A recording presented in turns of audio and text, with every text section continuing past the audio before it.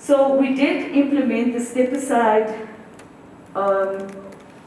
decision of the ANC, and with great sadness we had to agree to a temporary suspension, and I want to really emphasize this word, temporary suspension of the Secretary General of the ANC. And the suspension will be reviewed from time to time, but it is entirely dependent on the court case that the SG is facing, and it was never only about the Secretary General. There are numbers of other people in provinces, as well as another member of the NEC who has also been temporarily suspended. The unfortunate focus on one individual creates the impression that there was a focus on one individual. It wasn't like that. And it was exercising an ANC constitutional obligation, Rule 25.70. It exercised a resolution of the 54th Conference and several other ANC decisions that have taken place in the last year or so.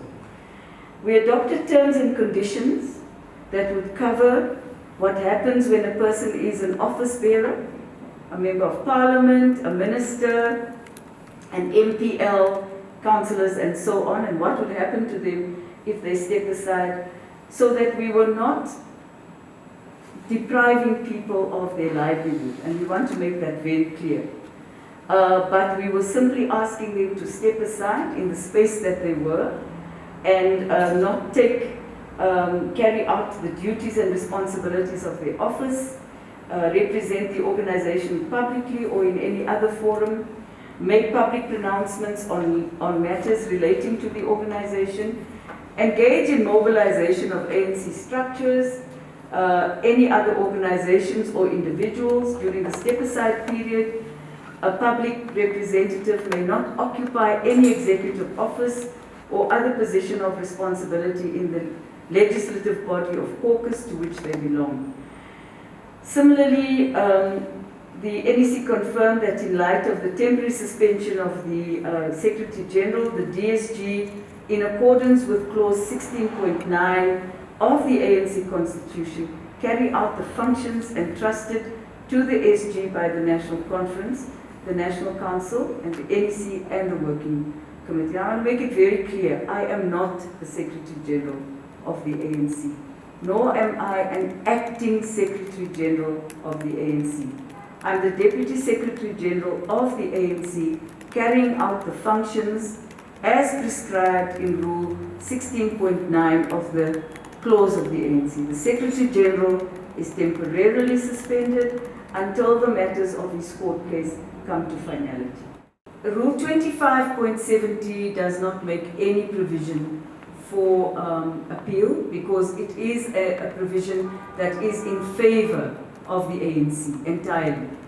However, in the debate and discussions, there is a view that people ought to be able to have a way of interacting with the ANC about the reasons for their suspension, even if it is temporary. And for that reason, the concept of an appeals team is being considered, and we put it in the guidelines but did not mention names, because we would like to first of all consult the people, but also examine whether or not people could not use the existing appeals processes within the ANC, like the NDCA, which is existing, to make an appeal.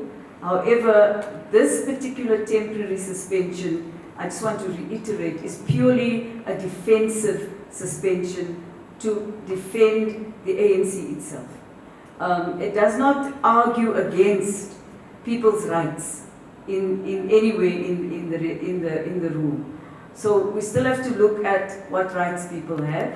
We have recourse in the ANC for appeals, and it's either going to be the appeals ad hoc committee that's been set up, or the NDCA, and the Treasurer General has been tasked with giving that solution as a matter of urgency, in fact by today.